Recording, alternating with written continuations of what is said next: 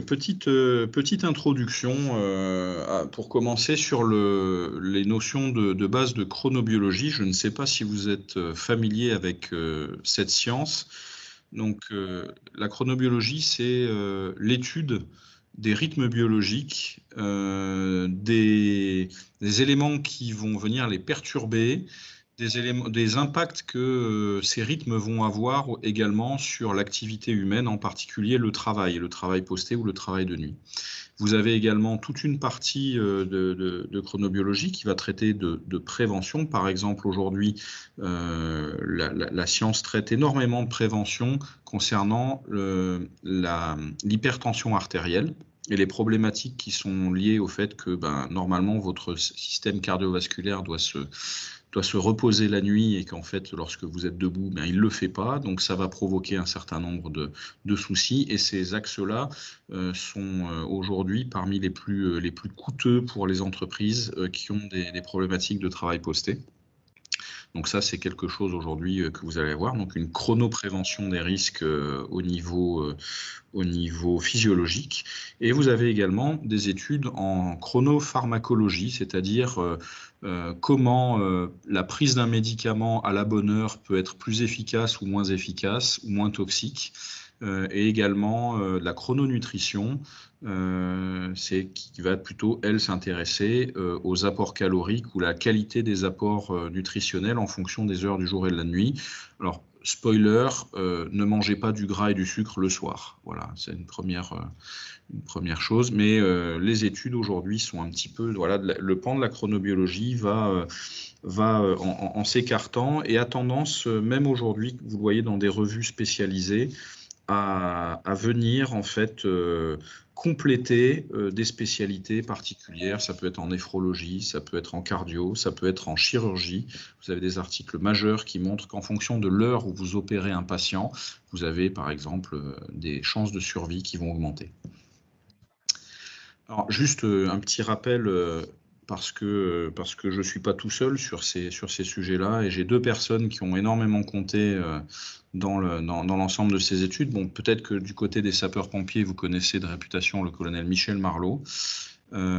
C'est lui qui avait lancé, à l'époque, il y a quasiment 20 ans aujourd'hui, ses premières études et qui s'y était intéressé et qui avait sollicité votre serviteur ainsi que son directeur de recherche, le professeur Alain Rimberg, qui est juste à côté. Donc voilà, ce que je vous présente aujourd'hui, c'est en grande partie parce que ces deux hommes-là ont été présents. Donc je tenais à les remercier ici, devant vous. Alors, on va claquer quelques portes fermées et enfoncer quelques portes ouvertes. Est-ce que tout le monde est d'accord, du moins dans l'assistance, pour dire que nous vivons sur un monde qui est une planète ronde qui tourne autour du Soleil? Si vous pensez que ça n'est pas le cas, ça va être très compliqué de comprendre ce qui va suivre. Donc notre monde tourne autour d'une source d'énergie qui est une source d'énergie renouvelable et intense, et ça va avoir la manière dont on va s'exposer à cette source d'énergie va avoir un impact sur l'ensemble de l'écosystème et le fonctionnement des écosystèmes qui touchent à notre planète.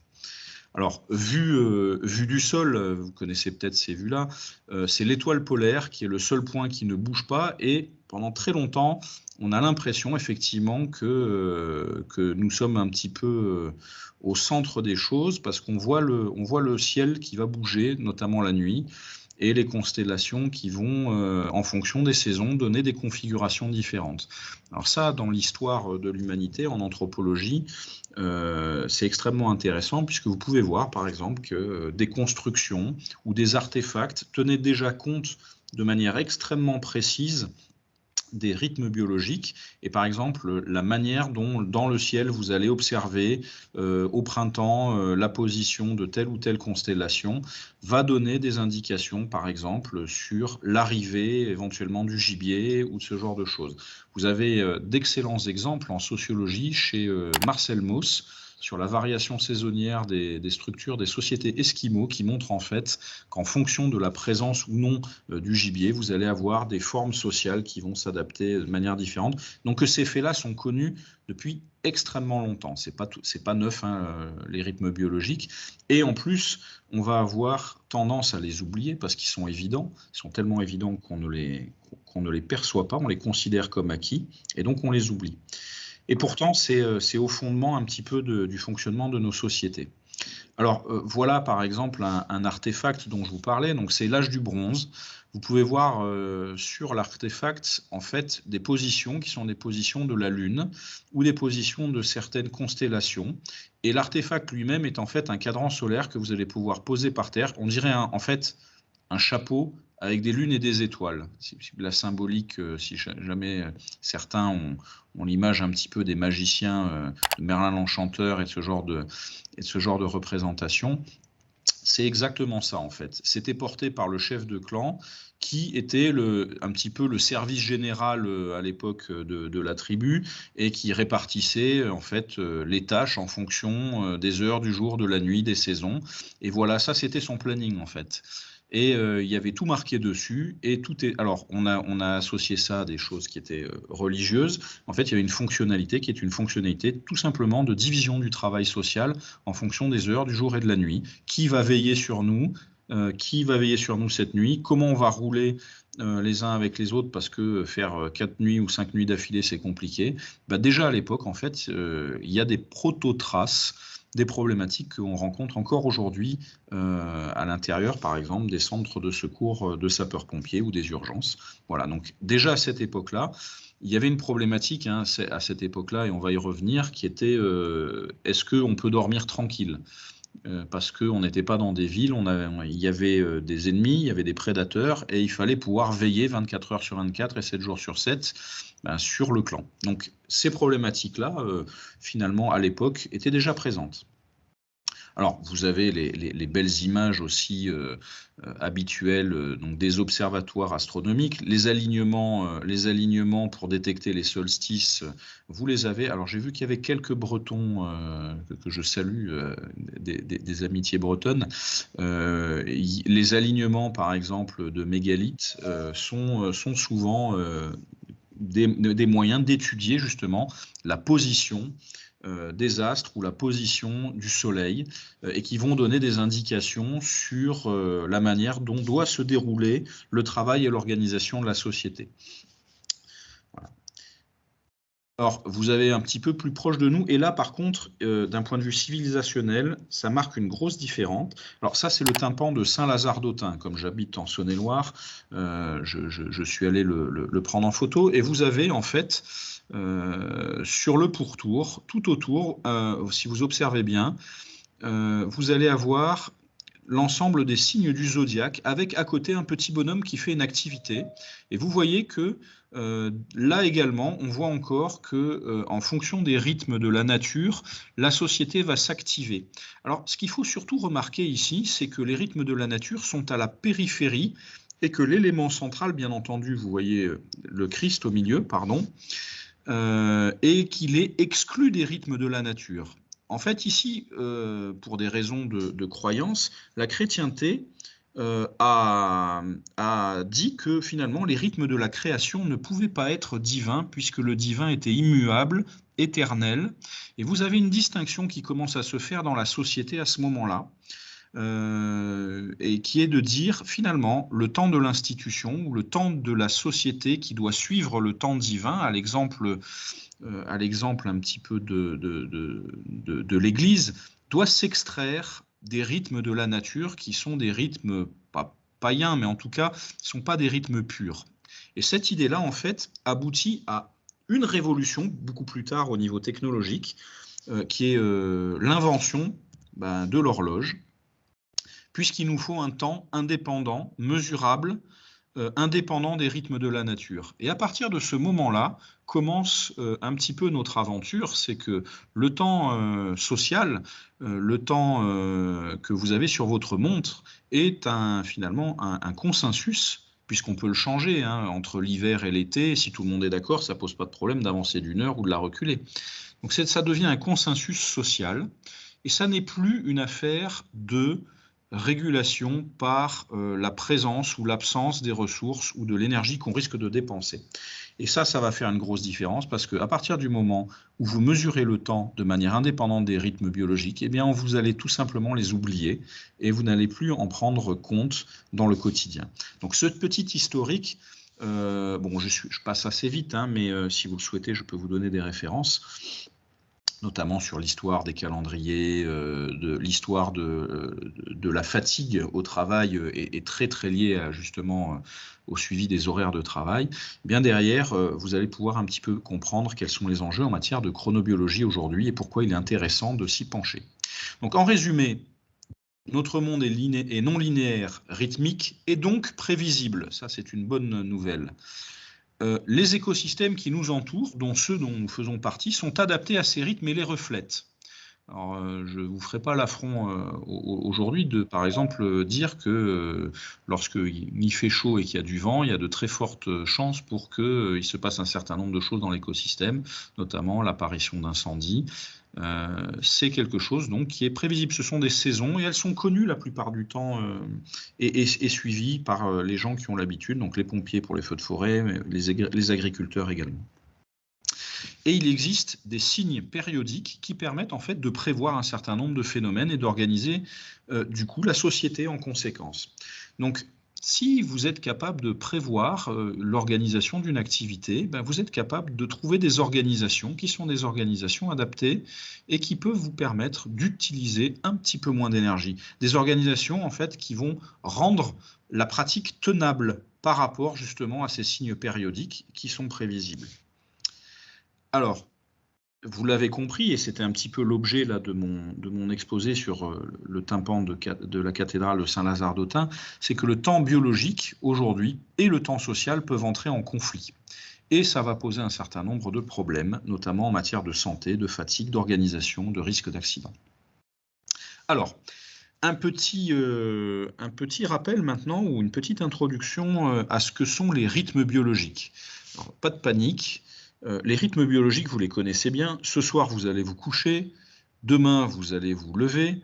Donc, il y a très grande chance pour ça. Et en fait, ça, l'activité veille-sommeil est un rythme biologique. L'ensemble derrière des fonctions adaptatives, ça peut être la force physique, ça peut être la capacité de concentration, ça peut être également, tout simplement, ce que je disais tout à l'heure, la pression artérielle. Toutes ces fonctions adaptatives, en fait, vont suivre quelque part une horlogerie qui, en fonction de votre activité ou du repos que vous allez prendre, vont vous donner à des moments bien particuliers des capacités à faire face à une mission. Alors ça peut être réaliser une équation, courir derrière une voiture, voilà, ce que vous voulez. Mais à partir du moment où ce sont des événements qui vont être des événements répétitifs, qui ont lieu dans l'écosystème suivant justement le fameux monde non linéaire dans lequel nous vivons, eh bien vous allez pouvoir les prévoir et vous organiser en conséquence. À savoir que lorsque vous avez les bonnes ressources au bon moment, vous utilisez moins d'énergie. Donc là, on parle en fait, encore une fois, d'organisation et de management tenable. Donc les rythmes biologiques et les synchroniseurs. Les synchroniseurs ne sont pas des rythmes biologiques, mais ont une particularité qu'on va également expliquer.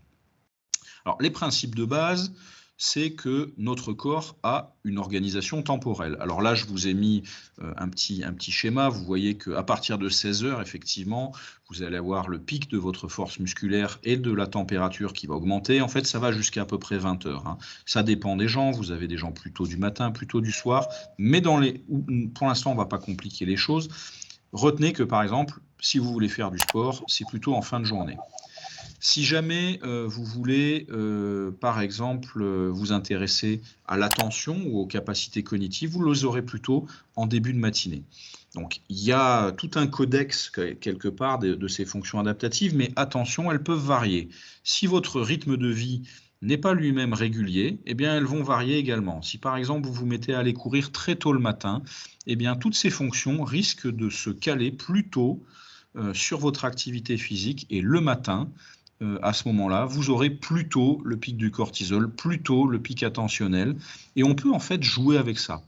là, ce dont je vous ai parlé, l'activité physique est un synchroniseur justement de ces rythmes biologiques. Donc on peut jouer avec. Notre corps a une organisation temporelle qui est relativement robuste, mais on peut quelque part jouer avec elle. Alors, l'activité, bonne nouvelle, elle varie de manière prévisible et périodique selon les heures, les semaines, les mois et les saisons. Vous connaissez sans doute ce qu'on appelle le seasonal affective disorder, qui est en fait la petite baisse un petit peu de tonus qu'on a aux alentours du mois de novembre jusqu'au mois de février, qui est due à la baisse en fait de la luminosité. Voilà. Donc vous allez avoir justement un petit peu cette organisation dans le temps qui va se mettre en place. Alors, ce qu'il y a de bien, c'est qu'il y a peu de hasard dans la distribution de ces rythmes et qu'on sait quels sont les liens de cause à effet qui existent de part et d'autre. Ce qui est très compliqué, c'est qu'il y en a vraiment une très grande diversité et que les calculer de tête, c'est vraiment quelque chose de difficile. En prendre compte, par exemple, à l'échelon managérial, c'est extrêmement difficile pour cette raison. Et en plus, parce que, et ça c'est une vacherie, mais vous l'avez pour tout, hein, dès qu'on traite de biologie, vous allez avoir une grande diversité de profils biologiques qui vont, certains résister, d'autres ne pas résister. Certains ne pas sentir la douleur, d'autres la vivre de manière extrêmement présente en fonction justement de leur génétique et des ressources qui sont à leur disposition, notamment la famille. Alors, comment ça fonctionne? Alors, je vous ai mis un petit schéma qui a été fait par Claude Gronfier de l'Université de Lyon, qui vous explique un petit peu comment ça se passe pour réguler ces rythmes biologiques. En fait, le synchroniseur majoritaire, le facteur de régulation majoritaire, c'est la lumière. Une lumière bien particulière qui tire vers le bleu, donc qui se rapproche étrangement de la lumière de vos écrans, hein. C'est pour ça qu'on va vous parler notamment d'exposition à la lumière des écrans. C'est entre 420 et 480 nanomètres, alors à des intensités qui sont des intensités importantes malgré tout. Mais lorsque vous êtes dans le noir et que vous regardez un écran, eh bien en fait la lumière va avoir un effet sur vos rythmes biologiques. Qu'est-ce qu'elle va faire la plupart du temps? On y reviendra si vous le souhaitez. Elle va empêcher la sécrétion d'une hormone qu'on appelle la mélatonine. Et la mélatonine, en fait, elle est sécrétée dans le noir et elle vous permet de dormir et de faire quelque part le chef d'orchestre de tous les rythmes biologiques de votre corps. On appelle ça l'horloge centrale, mais il y a plein d'horloges périphériques et le corps humain est composé d'une multitude d'horloges. Vous avez quasiment autant d'horloges que vous avez de cellules. En fait, l'horlogerie, quelque part chronobiologique, est un moyen d'asseoir un fonctionnement pérenne d'une société de cellules.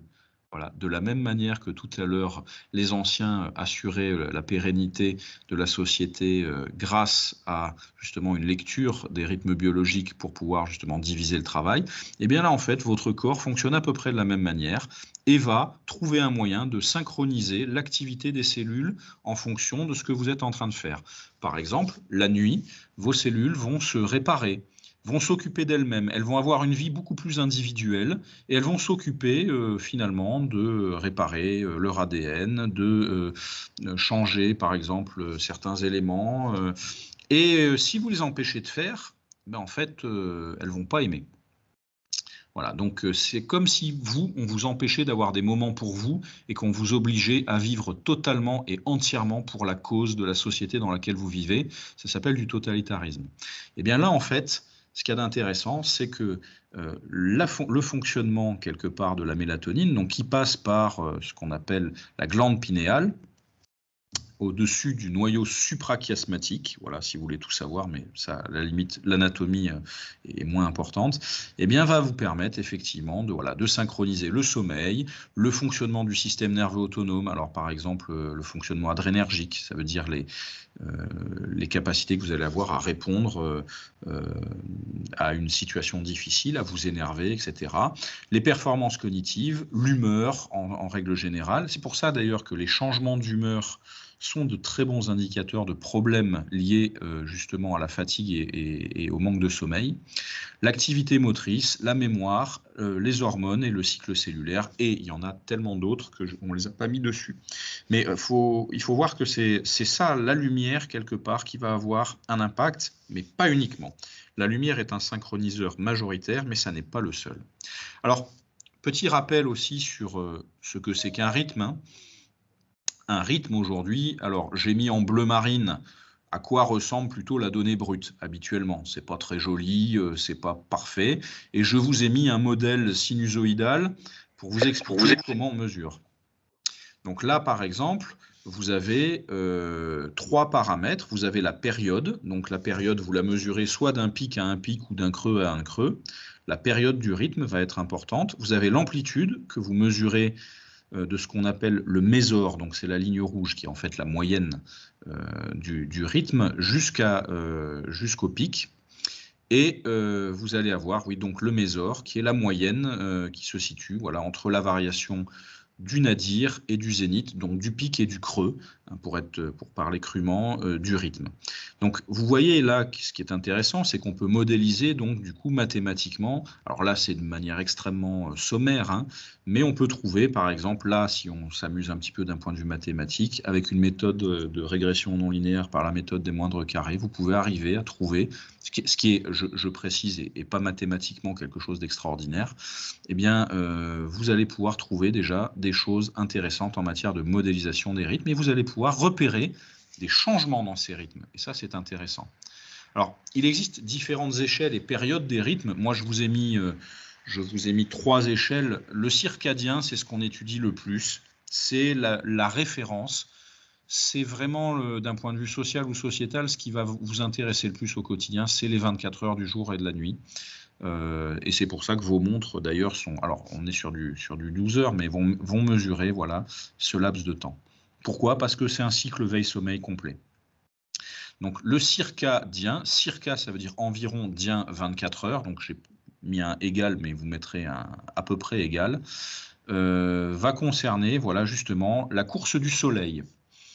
Donc, le suivi de la course du soleil et de la lumière, c'est les 24 heures. C'est le rythme de la journée. C'est ce que le contremaître, par exemple, va devoir suivre. Et c'est ce qui va vous donner, la plupart du temps, un étalon de mesure et des indicateurs. Voilà, une échelle numérique pour pouvoir trouver quelque chose d'intéressant pour les gens qui travaillent sur le terrain. Vous avez l'ultradien. Alors l'ultradien, c'est plus petit que le circadien, c'est-à-dire que vous allez avoir des périodes beaucoup plus courtes, de l'ordre de l'heure ou de la minute. Ça peut être le cycle attentionnel. Voilà. Donc là, par exemple, ça fait une demi-heure qu'on a commencé. On s'approche de la fin du premier cycle attentionnel, puisque 45 minutes, normalement, le cycle attentionnel, vous aurez 15 minutes un petit peu de difficulté, puis vous repartez sur 45 minutes.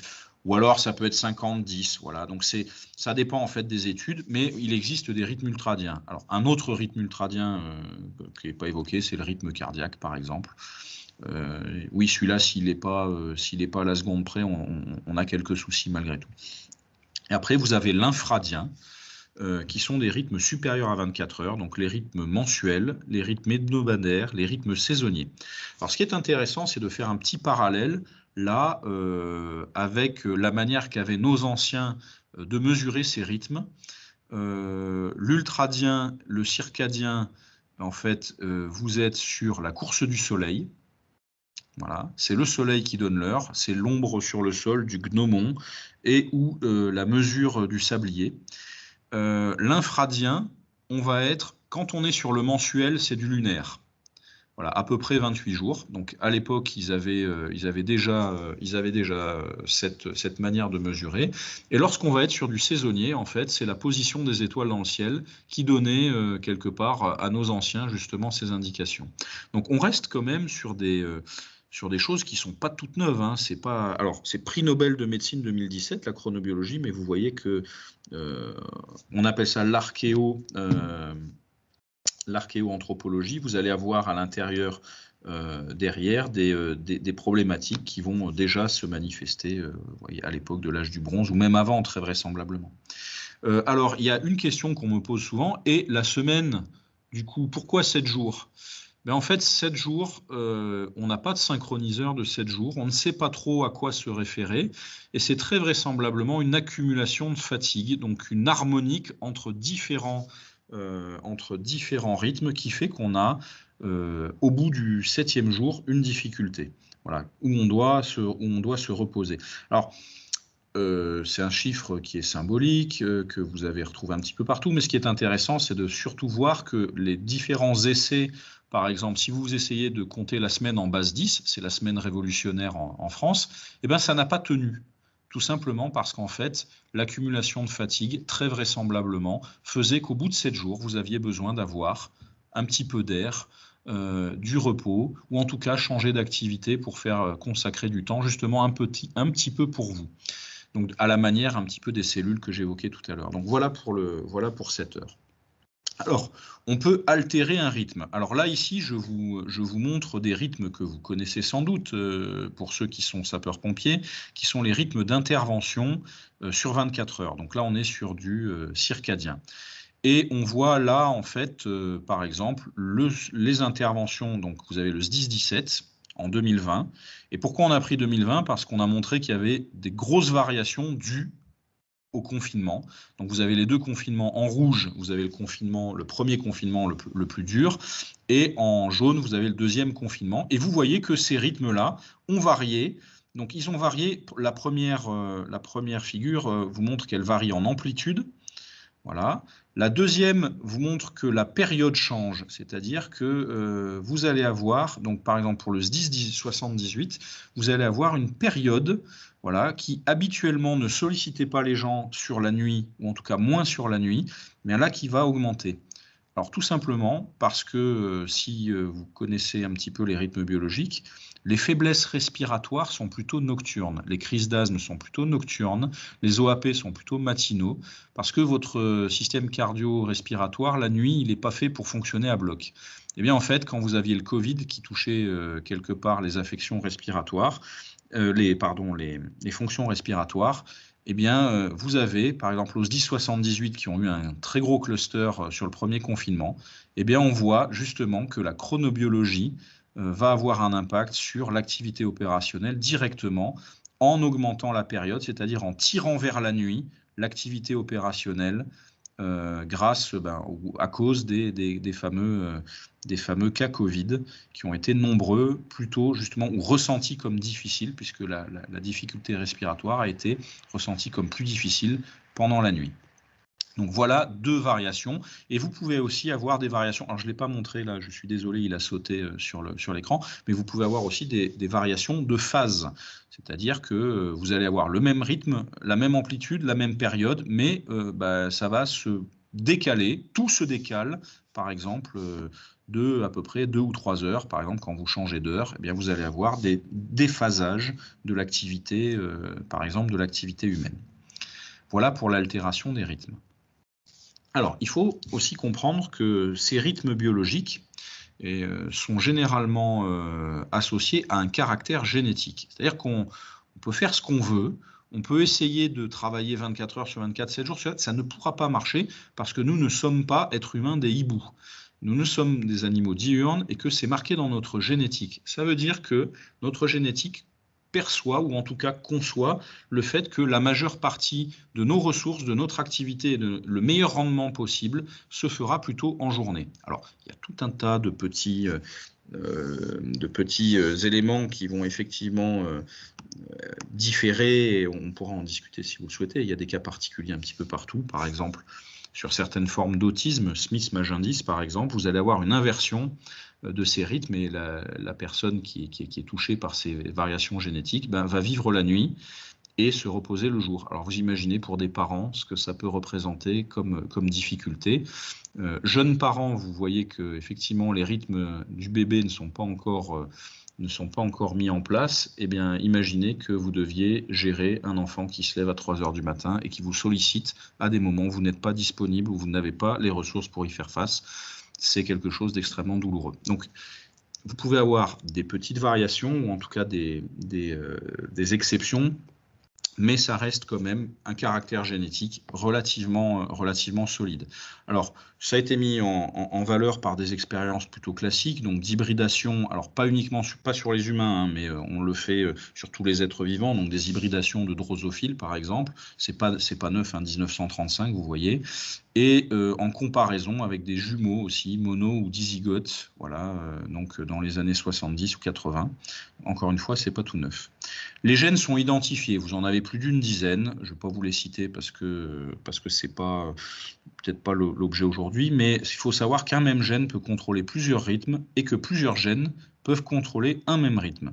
Donc les interactions génétiques sont extrêmement complexes et vont dépendre de tout un tas de choses. Donc la présence des synchroniseurs, le stress oxydatif, l'état dans lequel se trouvent les cellules, etc., etc. Donc vous avez tout un domaine qui est très important, mais la génétique moléculaire n'explique pas tout, même si elle apporte quand même une stabilité très importante. Alors, il faut voir aussi que ces rythmes, pourquoi on a pensé que c'était génétique? Parce qu'en fait, on a testé dans un environnement constant, c'est-à-dire qui ne varie pas, au noir total, regarder si ces rythmes-là persistaient, s'ils étaient encore présents. Donc, il y a un caractère endogène. Vous avez peut-être vu récemment, vous aviez une expérience, je crois que c'était en Ardèche, Deep Time, où ils se sont isolés pendant un mois dans une grotte. Alors, le premier à avoir fait ça, c'était Michel Siffre dans la grotte de Clamouze, dans l'Hérault, mais c'était dans les années 60-70, hein, si ma mémoire est bonne. Et en fait, ils ont constaté que sans montre, sans indication temporelle, donc dans ce qu'on appelle des rythmes laissés en libre cours de l'expression génétique, eh bien vous allez avoir, comme vous le voyez à côté, eh bien derrière un décalage où la période du rythme va changer. Donc là, au tout départ, avant l'isolement, les synchroniseurs sont présents. Donc effectivement, on est sur une période d'à peu près 24 heures. Si on vous isole, qu'on vous laisse uniquement que votre montre, vous voyez que déjà, il y a une variation de cette période. Alors, vous allez vous dire, oui, mais c'est pas beaucoup, 0,6 heures. C'est énorme lorsque vous le mettez sur un mois. En fait, vous risquez d'avoir une inversion carrément de phase et ça peut occasionner des choses assez désastreuses. Oui, effectivement, sur une journée, c'est pas beaucoup, mais sur plusieurs, mises bout à bout, vous allez cumuler justement un petit peu derrière ce décalage. Alors, on enlève ensuite la montre et vous voyez qu'il y a effectivement un changement de période, mais que le rythme continue à être présent. Donc ça veut bien dire qu'effectivement, il y a une composante endogène, donc vraie génétique, et c'est ça que je souhaitais vous montrer. Donc voilà, Michel Siffre dans sa grotte, pour qui, en fait, à la fin de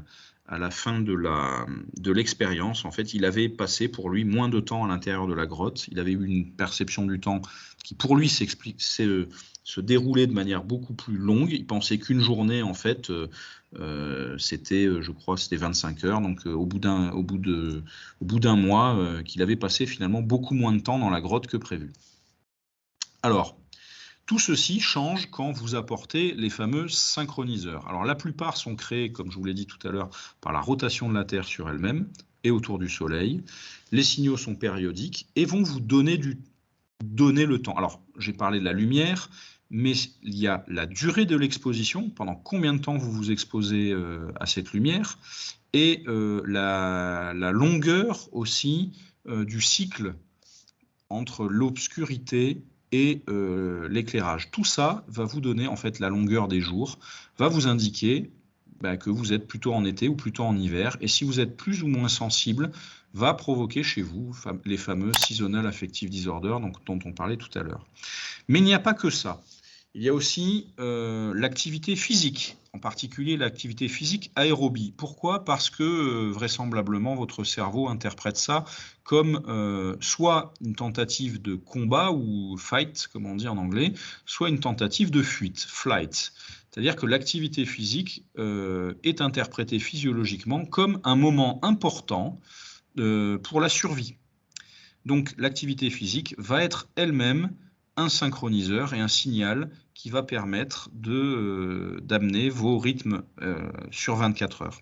Et enfin, l'activité sociale avec la présence ou l'absence de congénères. Alors pourquoi je dis l'absence? Parce qu'il existe aussi des synchronisations un petit peu bizarres. Si vous voulez éviter par exemple la présence de monsieur et madame tout le monde dans votre activité, parce que votre activité est un petit peu clandestine et vous ne souhaitez pas, ou a besoin de discrétion, et vous ne souhaitez pas que monsieur et madame tout le monde mettent leur nez dedans, ben vous allez élire domicile dans une niche temporelle qui sera plutôt nocturne. Si vous connaissez le milieu de la nuit, vous savez par exemple que vous allez y trouver des références qui sont différentes et qu'en fonction des ressources que vous allez trouver, la socialisation ne sera pas exactement la même. Si vous voulez vous socialiser avec un prof de maths, c'est pas la nuit, c'est plutôt entre 10h et 12h qu'il faut le faire.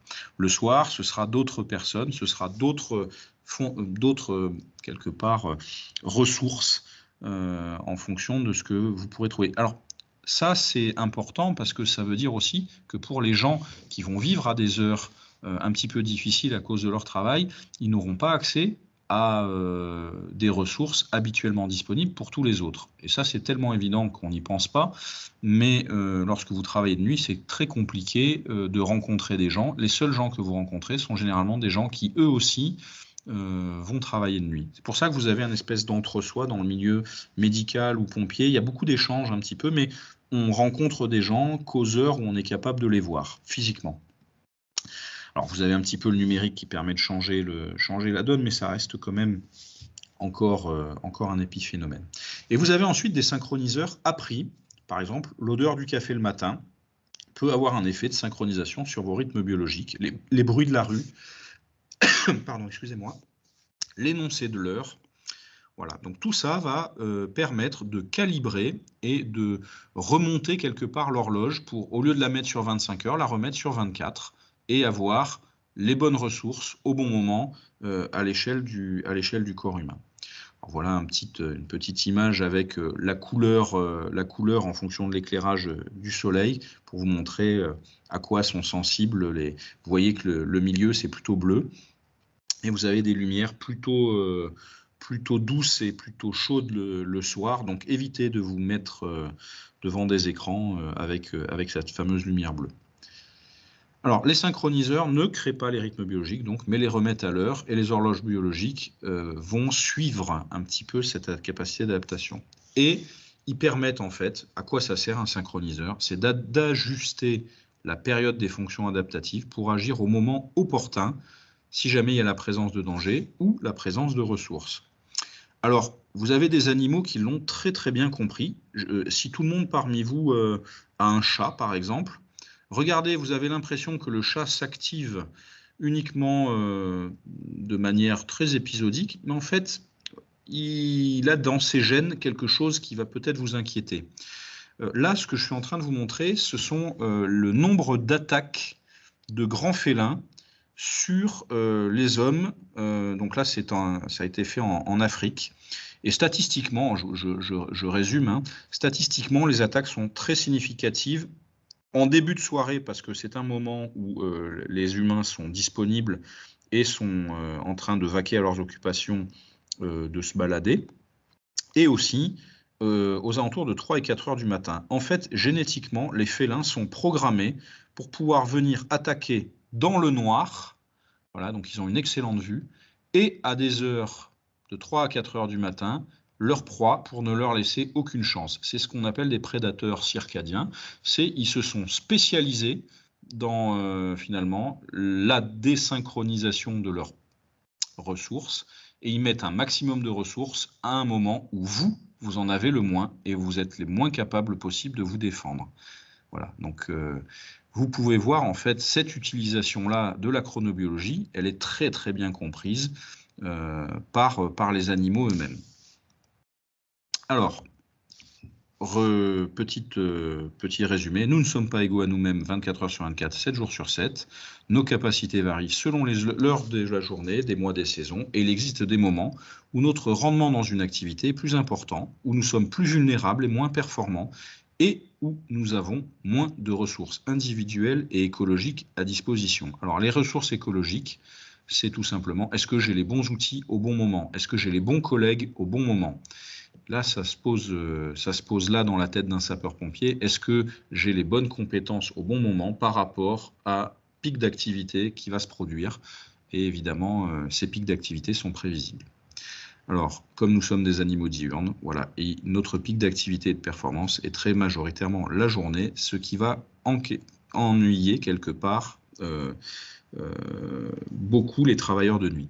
Alors, juste un petit rappel également, ceci-là, ce sont ce qu'on appelle des ressources psychosociales.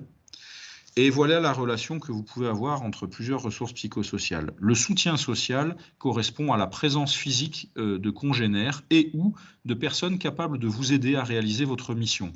La qualité de ce soutien social est protectrice. Lorsque le soutien social n'est pas là, eh bien, ça va poser un souci. Donc, lorsque vous n'avez pas à disposition, à des heures particulières, eh bien, les gens qui peuvent vous aider, ça pose un vrai souci. Vous n'avez pas accès à cette ressource, même si sur le papier, elle est notée. Vous allez avoir ensuite la capacité ou la sensation de contrôle, la latitude décisionnelle. Si vous ne pouvez pas décider au bon moment vous-même des moyens, par exemple, à mettre en œuvre pour pouvoir réaliser votre mission et que vous n'avez pas non plus la capacité de soutien social, vous allez en fait prendre en plein dans la figure toute la charge psychologique, la charge mentale ou la charge émotionnelle de votre tâche. Donc là, ça veut dire quoi? Ça veut dire qu'en fait, l'organisation des ressources, alors des flux clients-fournisseurs dans l'industrie, des services supports et des équipes en fonction des compétences, est quelque chose d'extrêmement important et il ne faut absolument pas l'oublier si vous avez un fonctionnement 24 heures sur 24. Si vous mettez une personne dont la personne a besoin, par exemple, de 10 heures à midi et que le besoin n'existe pas à ce moment-là, ben, elle ne sert à rien littéralement. Donc le soutien social était valable à ce moment-là, mais il n'est jamais sollicité à ce moment-là. Donc derrière, c'est compliqué. Donc, le danger en matière d'organisation du travail, c'est de prendre la photo de quelqu'un en train de sauter et d'en déduire qu'il vole.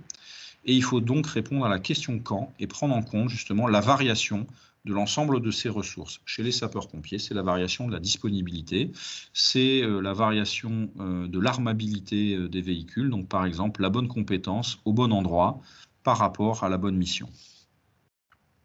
Alors, je vous montre un autre exemple, en fait, parce que cette variation des performances, elle peut être utilisée au-delà du monde du travail, c'est dans l'activité physique et sportive. Alors, si je prends un schéma et que je vous refais, j'allais dire de manière un petit peu caricaturale, mon rythme biologique, eh bien, vous allez avoir effectivement des seuils à partir desquels vous allez pouvoir définir une certaine zone de performance, une zone de vulnérabilité, voire une zone de danger, puisque vous n'avez pas les moyens à ce moment-là de faire face à ce qui est demandé. Et monsieur et madame tout le monde, la plupart du temps, la performance, ils l'ont en journée. Lorsqu'ils vont réaliser la même activité à des heures différentes, eh bien, ça va commencer à coincer. Ça va commencer à user un petit peu plus le dispositif, on va consommer plus d'énergie. Et à des moments, par exemple, ça peut être la conduite automobile, hein, lorsque vous conduisez à 3 heures du matin, eh bien, tout est plus difficile et c'est là où vous allez avoir des accidents qui sont des accidents beaucoup plus importants. Alors, si on suit cette idée, on va essayer d'appliquer ça à l'entraînement et à la performance sportive. Donc là, je vous ai mis deux schémas. Le premier schéma qui est sur votre gauche, c'est celui qui va concerner la puissance de pédalage d'un sportif. Vous voyez que si vous le faites pédaler à 6 heures du matin, eh bien, vous avez derrière une fréquence de pédalage qui est spontanément inférieure et vous allez mettre beaucoup plus de temps à atteindre derrière votre capacité maximale, donc de production de puissance. Donc ça veut dire quoi? Ça veut dire que si je veux m'entraîner et avoir de meilleurs résultats, je ferais mieux de m'entraîner à 18 heures plutôt qu'à 6 heures du matin. Donc l'activité physique le matin, c'est plutôt générateur d'accidents. Si jamais ça parle aux sapeurs-pompiers ici présents, à quelle heure on fait les séances de sport à la garde? Deuxième aspect, c'est qui va derrière être intéressant, c'est la température corporelle. La température corporelle, plus vous avez une température corporelle importante, et plus quelque part votre rendement énergétique est important, et vous allez pouvoir brûler des calories de manière importante. Ben là aussi, vous allez voir que cette température, elle est plutôt au maximum aux alentours, voilà, de 18-21 heures. Et que c'est à ce moment-là, finalement, que vous allez avoir le plus de disponibilité au niveau énergétique pour pouvoir, derrière, avoir une performance au bon moment. Alors, En dessous, vous avez un certain nombre de variables et on voit qu'il y a une performance aux 50 mètres nage libre. Effectivement, lorsque vous êtes à 18 heures, vous êtes plus performant. Alors de quelques centièmes, hein, mais ça suffit pour faire un podium ou pour être premier ou pour être derrière. Donc ça, ce sont des tests qui sont faits de manière régulière. Et aujourd'hui, vous avez voilà, des entraînements d'athlètes de haut niveau qui en tiennent compte. Il y en a un qui est très connu pour ça, c'est Usain Bolt, par exemple, qui a un excellent programme chronobiologique. Donc c'est pas le dernier sur la ligne d'arrivée.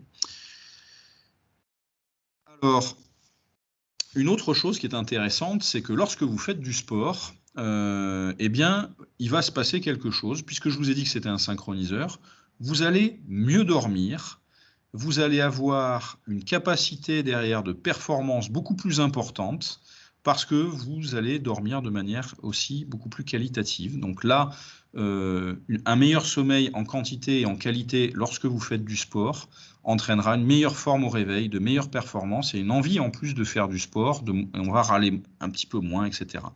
Donc ça, par exemple, le sport, l'entraînement sportif aux bonnes heures est aussi un facteur de prévention des problématiques que vous allez pouvoir avoir liées au sommeil et aux horaires atypiques. Pensez-y.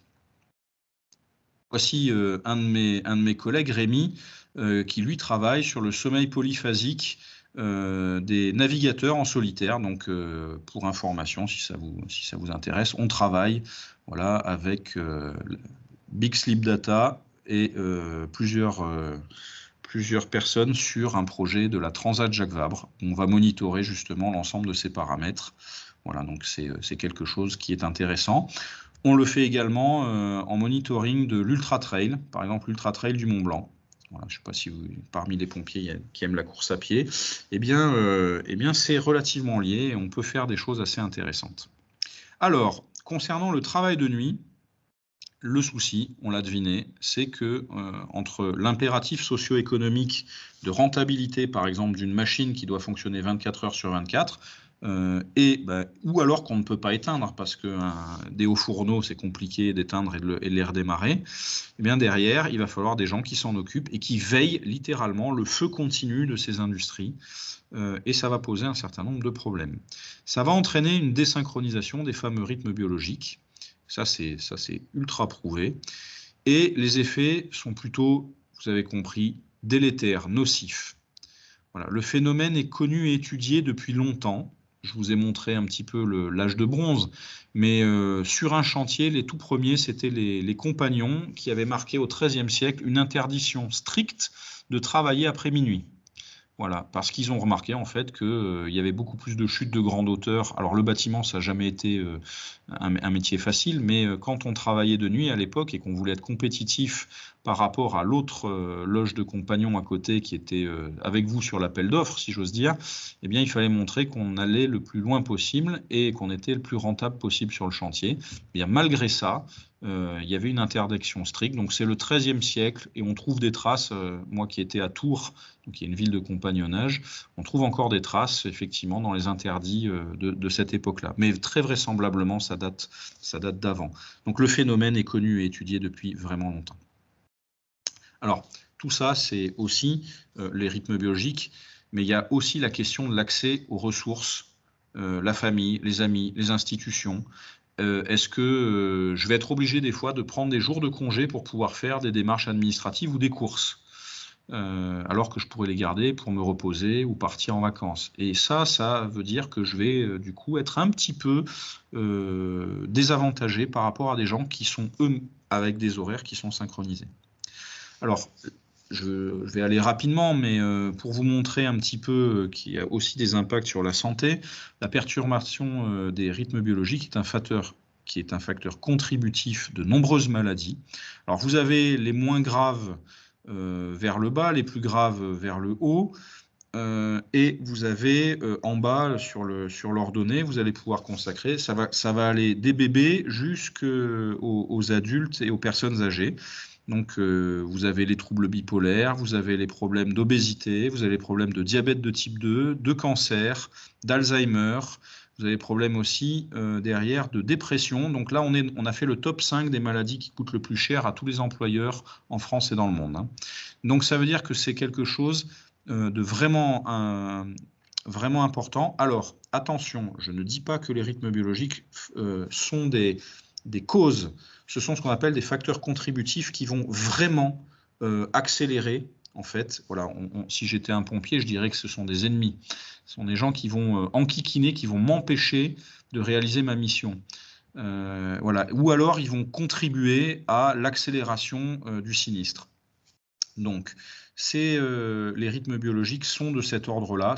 Alors évidemment, tout ça, c'est multicausal, hein, mais les rythmes biologiques vont accélérer très très fort, notamment les problématiques d'obésité et les troubles métaboliques. Qui vont être liés, donc diabète, obésité, derrière vous pouvez avoir aussi les problèmes de gouttes, problèmes d'hypertension artérielle. Voilà. Donc il y a un impact tout au long de la vie et un impact sur la santé qui est non négligeable. Alors, revenons un petit peu à nos sapeurs-pompiers. Alors, les études existent. Il y en a une qui vient de sortir sur la brigade des sapeurs-pompiers de Paris, qui a été faite, si ça vous intéresse, en français, par l'IRBA, l'Institut de recherche biomédicale des armées, qui est assez intéressante, qui est plutôt faite sur du questionnaire. Donc, ce n'est pas de la mesure objective ou en tout cas un protocole expérimental de mesure physiologique. Mais malgré tout, c'est intéressant. Là, la publication que je vous montre, elle a été faite par l'équipe de l'université de Harvard, hein, donc c'est pas une petite université, sur 7000 pompiers, qui vous montre en fait que, par exemple, chez les pompiers, 44% de la population sont en état d'usure émotionnelle due à des problématiques de privation de sommeil chronique. Et ils ont tous des scores qui sont très importants dans ce qu'on appelle le Maslach Burnout Inventory, qui est un outil de mesure en fait de l'épuisement professionnel. Et 44%, ça veut dire quasiment la moitié de votre effectif est concerné chez les pompiers, vraisemblablement, il y a une très forte prévalence. Alors, et ce qui est terrible en plus, c'est que sur les 44% en question, 85% d'entre eux, ou 80% si ma mémoire est bonne, n'étaient pas au courant et ne s'en rendent pas compte. C'est-à-dire qu'ils considèrent que c'est quelque chose de normal par rapport au métier. Donc, quand vous allez leur poser une question aux pompiers, les 3/4 du temps, ils vont me dire « Non, mais c'est le métier, c'est normal, et puis le sommeil, c'est pour les faibles, et puis j'ai qu'à être plus costaud, et puis etc. etc. » Alors qu'en fait, on y est déjà, et on est dans le dur avec des gens qui sont en état d'épuisement émotionnel. Alors, comment on repère ces gens-là? L'épuisement émotionnel, ce sont des gens jamais contents, c'était toujours mieux avant, ils vont mettre à distance les autres, ils vont râler dès qu'il y a une nouveauté qui arrive, et surtout, ils vont devenir maltraitants avec ceux et celles qui remettent trop en question leurs habitudes, qui sont des habitudes en fait rituelles et rythmiques, qui vont les ancrer dans le temps. Voilà. Et ce sont des synchroniseurs sociaux. Donc dès que vous allez toucher aux synchroniseurs sociaux de l'habitude de certaines personnes qui sont en état de privation de sommeil chronique, eh bien vous allez les rendre agressifs puisque vous vous mettez entre eux et leurs ressources. Voilà. Je ne sais pas si ça vous parle. En tout cas, managérialement parlant, il y a un sujet. Donc en fait, voilà au quotidien, lorsque vous gérez du sapeur-pompier ou du travailleur de nuit, ce à quoi vous risquez d'avoir droit, c'est-à-dire vous avez une bande d'ours qui sont mal léchés et qui vont grogner à chaque fois que vous allez leur demander quelque chose. Donc ça veut dire que en ricochet, il y a une problématique, c'est que au niveau managérial, sur des populations qui sont en état de privation de sommeil chronique et chez qui on ne tient pas compte de ces problématiques de rythme biologique, eh bien vous allez augmenter la peine des managers parce qu'en fait ce sont des gens qui vont devenir très rapidement violents, invasifs, rugueux dans la relation et qui vont pas être dans la coopération du tout. Hein. Donc c'est quelque chose qui va être compliqué. En période de grève ou en période de dialogue social difficile, je pense que c'est quelque chose qui peut marquer les managers. Donc il faut avoir à l'esprit que derrière, c'est pas fort, je ne veux pas dire les excuser non plus, hein, mais qu'il y a un facteur contributif de la privation de sommeil dans des relations sociales difficiles et dans la difficulté managériale derrière à gérer des travailleurs avec des horaires atypiques. Alors, vous avez un certain nombre d'études qui ont été faites aussi par votre serviteur en France, par exemple, sur l'accidentologie des volontaires, des pompiers volontaires par rapport aux 24 heures du jour et de la nuit. Je vous montrerai tout à l'heure quelques figures, les mêmes sur la pression artérielle des sapeurs-pompiers, et alors là c'est catastrophique. On a des gens, pour vous donner une idée, qui font des paliers 11 à 13 au Luc Léger, donc ce sont des gens qui sont en bonne condition physique et qui vont avoir en fait, un diagnostic, si on regarde la pression artérielle nocturne, un diagnostic d'hypertension artérielle avec un pronostic cardiovasculaire qui n'est pas terrible, alors qu'en fait, vous vous attendiez avec un Luc Léger, à ce qu'il soit en très bonne santé. Donc ça veut dire d'un point de vue 3SM qu'il va y avoir des effets vraiment intéressants à aller chercher. En société, alors vous voyez sur la liste des auteurs, en avant-dernier, c'est le docteur Eric Brousse du SDIS 71 avec lequel on avait travaillé. Et cette détection-là, en fait, c'est un vrai sujet. Les gens, d'ailleurs, qui avaient participé à l'étude ont été envoyés tout de suite chez un cardio pour un suivi derrière. Parce qu'effectivement, typiquement, ces variations de pression artérielle, en particulier la pression artérielle nocturne, sont prédictifs de vrais problèmes à venir. La pression artérielle, l'hypertension artérielle, on appelle ça le tueur silencieux. Voilà. Vous avez également, alors je vous ai montré les volontaires, là exactement les mêmes problématiques chez les professionnels, donc avec derrière, là encore, vous voyez une équipe dans laquelle médecin-chef, et là on avait des gens de la prévention et des opérations de sapeurs-pompiers qui ont étudié ça, et qui avaient occasionné à l'époque un certain nombre de réactions, de prévention, notamment sur l'engagement, par exemple, de soutien supplémentaire la nuit lorsque vous étiez sur la route, sur des accidents de la route. Alors, ce que je vous montre là maintenant, ce sont les variations de mobilisation des pompiers, pour un arrêt cardiaque extra-hospitalier. Donc là, j'ai pris 3 SDIS avec lesquels j'avais travaillé sur la question. Vous avez le SDIS 71, le 55 et le 88. Et vous voyez que le phénomène, donc là, on mesure le temps total de mobilisation en fonction des heures du jour et de la nuit pour un arrêt cardiaque extra-hospitalier supposé. Alors, c'est peut-être pas un arrêt cardiaque quand on arrive, mais en tout cas, c'est ce qui va motiver les gens à se bouger un petit peu les fesses. C'est pas une intervention pour nid de guêpe, donc on est attentif, et cette mesure-là en fait a été validée à plusieurs reprises, la mesure de l'arrêt cardiaque extra-hospitalier et du temps de mobilisation, comme une mesure valable pour prédire le niveau de performance et de fatigue des pompiers volontaires ou des pompiers professionnels.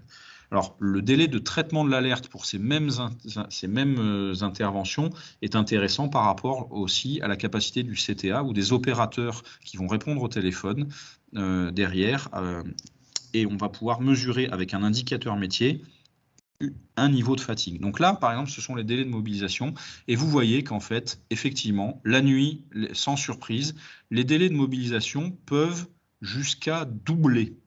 Alors vous allez me demander, oui, mais parce qu'il faut qu'il s'habille, oui, mais parce que, etc. En fait, c'est plus compliqué que ça. Vous allez avoir une accumulation de toutes petites choses à chaque fois qui sont très peu visibles. Vous allez cligner les yeux une fois de plus, vous allez vous tromper de bouton sur la souris, vous allez, etc., etc. Et tout ça mis bout à bout à l'intérieur d'une organisation sur un processus de départ en intervention, va faire que à 3 heures du matin, vous êtes, et là vous voyez tous les SDIS sur lesquels on a travaillé, le phénomène se répète. Alors depuis, on travaille aujourd'hui avec une vingtaine de services incendies en France et à l'étranger, et le phénomène se répète également. Alors, vous allez me demander quelles sont les variations et pourquoi vous allez avoir justement des différentes phases, etc. Si vous le souhaitez, on pourra aborder ça plus tard. Je ne voudrais pas rentrer dans le détail, mais là, c'était juste pour vous montrer que l'impact était réel sur un indicateur métier important, sur une mission qui est une mission majeure. Le même indicateur, lorsque vous le prenez sur 5 ans d'affilée. Donc là, c'est 5 ans d'affilée au SDIS 88, c'est ultra stable.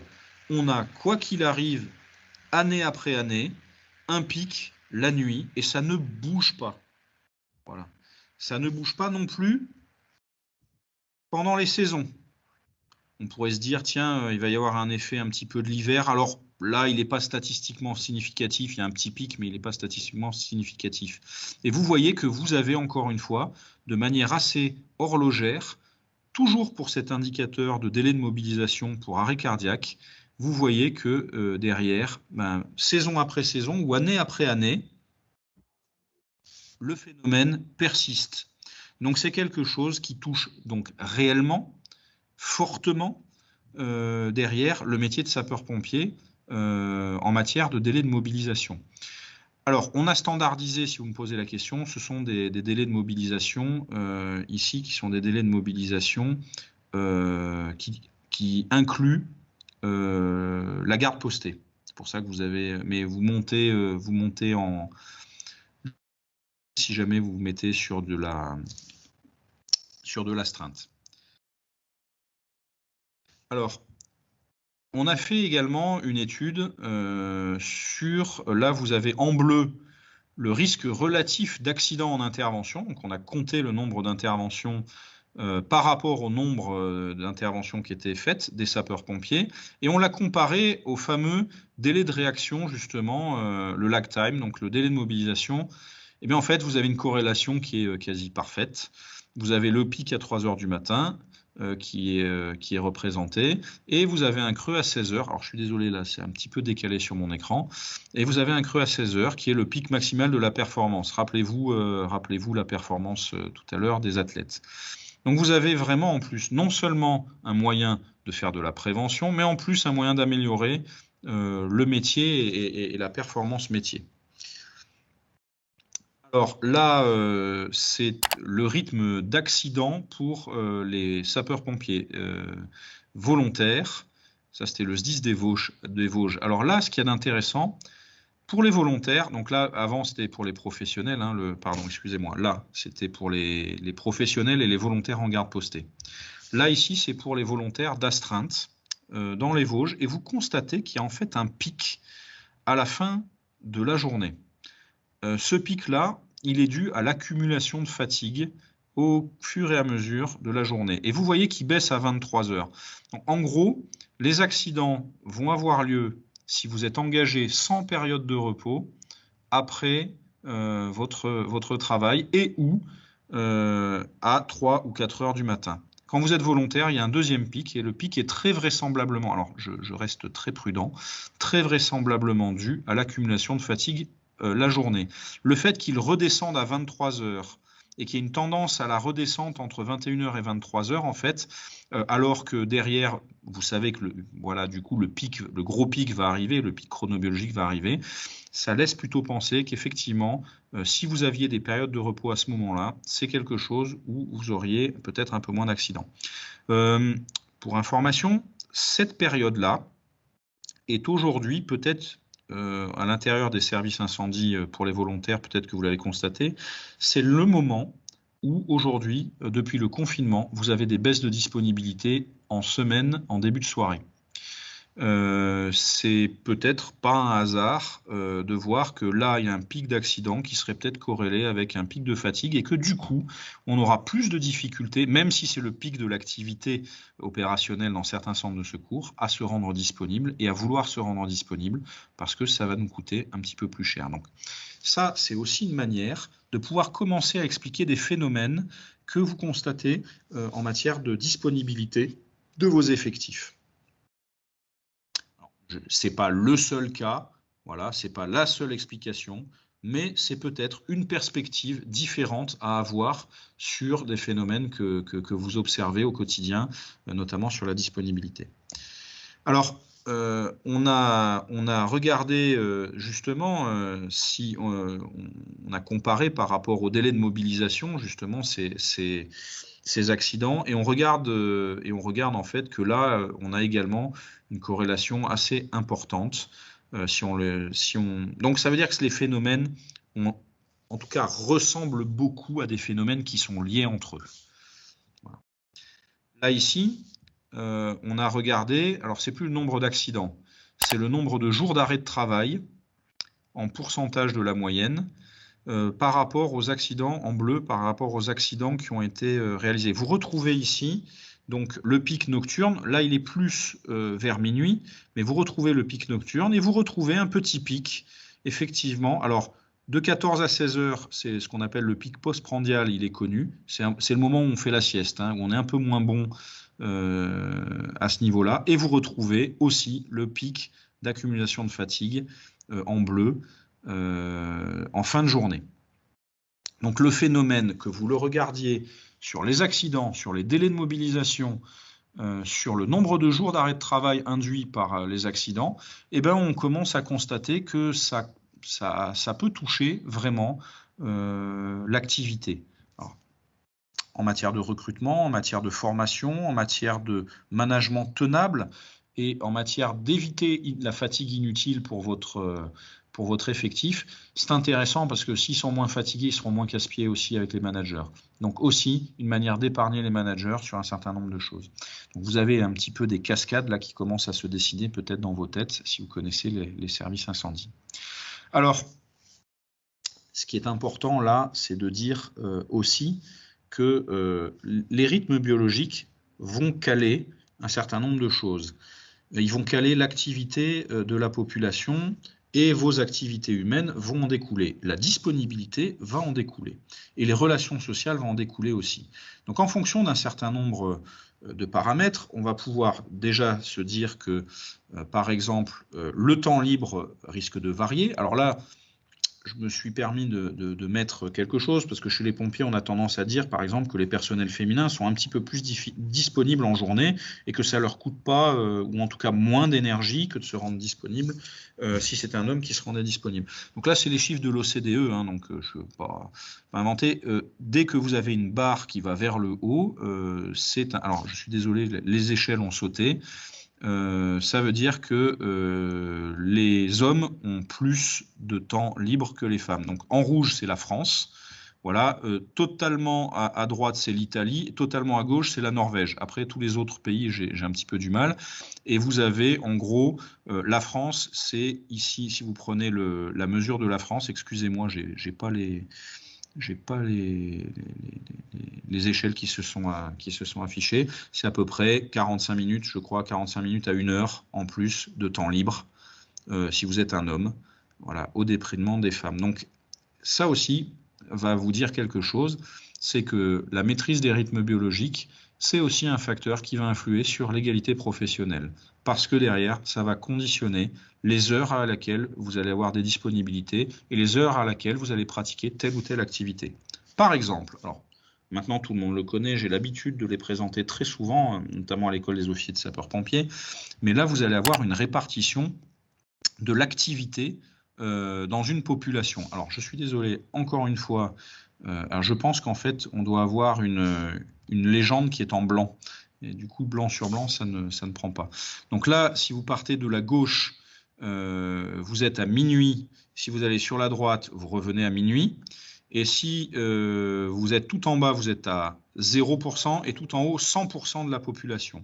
Donc c'est la manière dont la population des hommes de moins de 25 ans qui habitent chez leurs parents répartissent leur activité dans la journée. En bleu marine, c'est le sommeil. Donc vous voyez derrière que ça prend une place à l'intérieur importante, notamment sur une activité qui va se dérouler sur les 24 heures de la journée. En rouge, c'est ou les études ou le travail.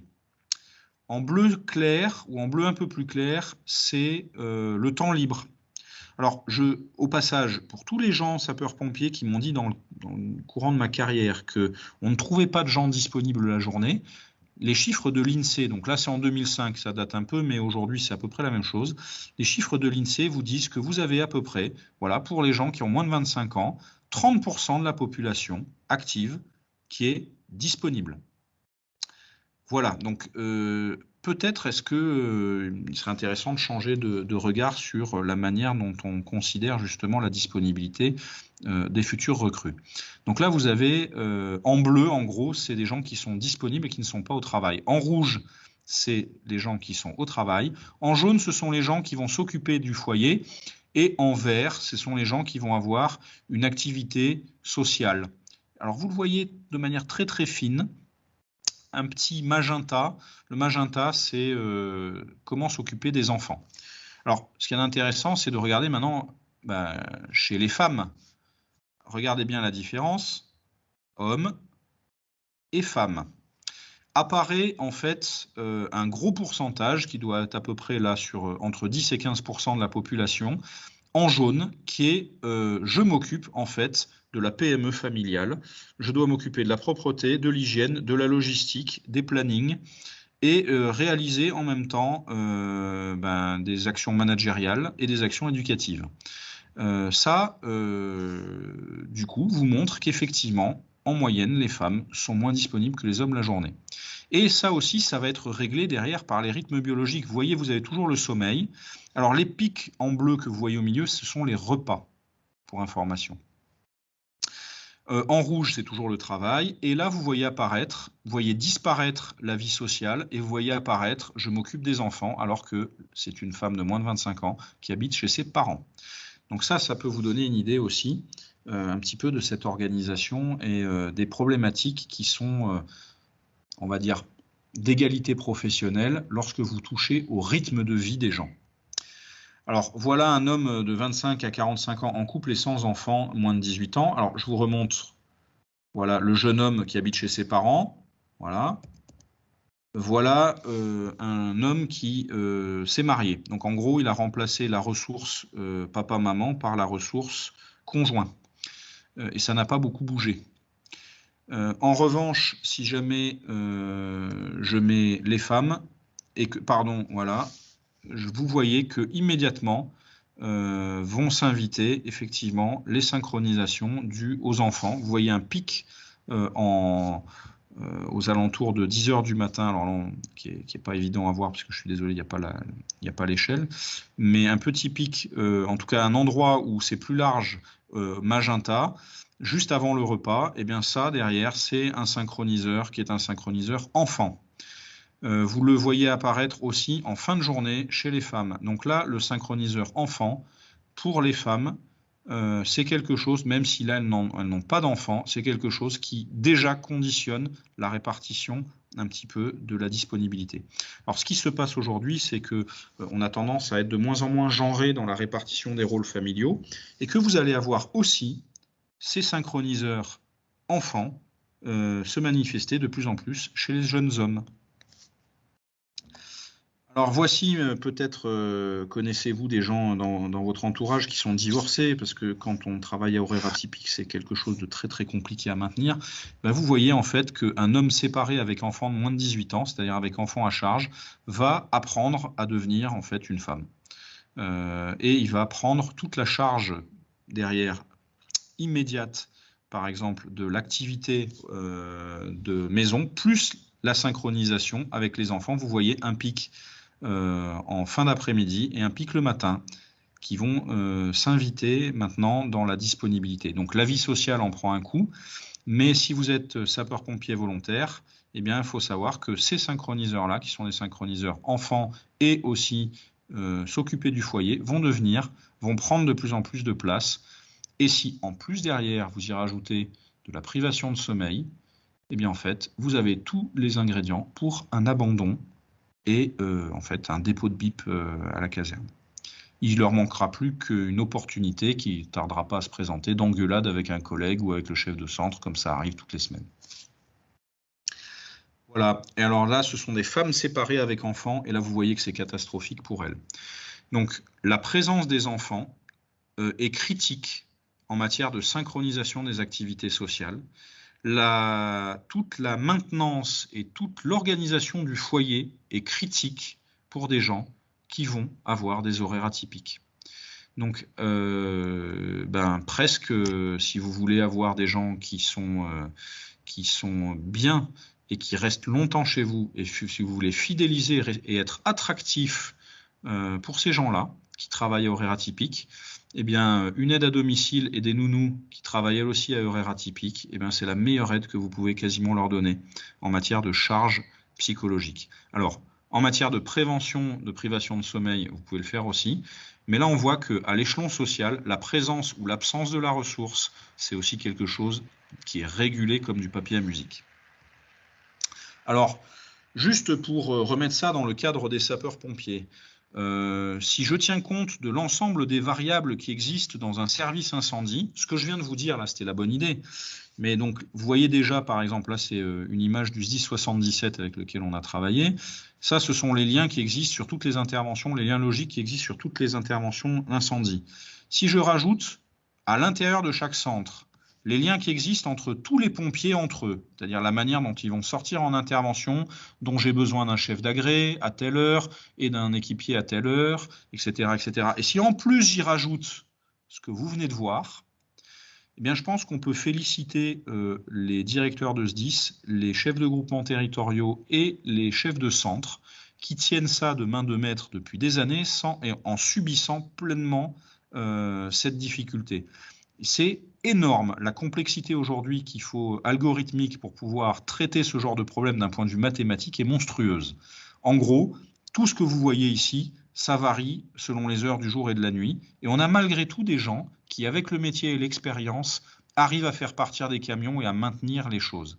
L'enjeu ici, c'est aussi de vous montrer que dès que vous avez à manager des équipes à horaires atypiques, déjà en état de privation de sommeil, sans tenir compte des synchroniseurs sociaux, sans tenir compte des synchroniseurs et de la privation de sommeil, eh bien, c'est pas mission impossible, mais c'est quelque chose d'extrêmement dur. Et vous allez avoir des difficultés qui vont être subies, à mon sens, de manière extrêmement violente. Alors, ça fait une vingtaine d'années, malheureusement, que je l'observe sur le terrain, mais aujourd'hui, on a la possibilité, derrière, de le mesurer et d'en tirer un certain nombre d'enseignements.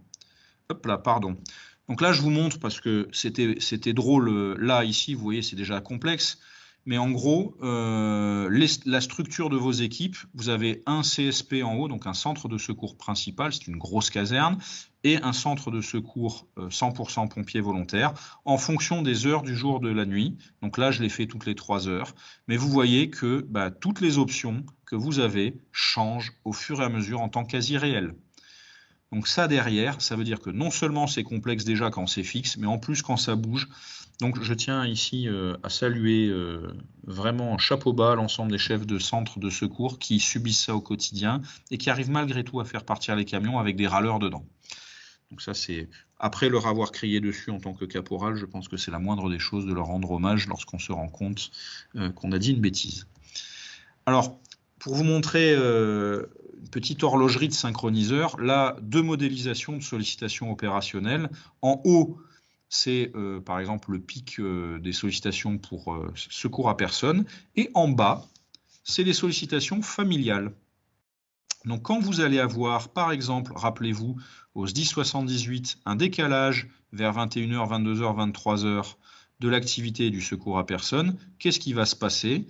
Eh bien, ça va rentrer en conflit avec les demandes familiales et à partir de ce moment-là, vous obligez quelque part les pompiers à faire un choix. Voilà. Est-ce que je pars en intervention pour sauver quelqu'un ou est-ce que je reste avec ma famille?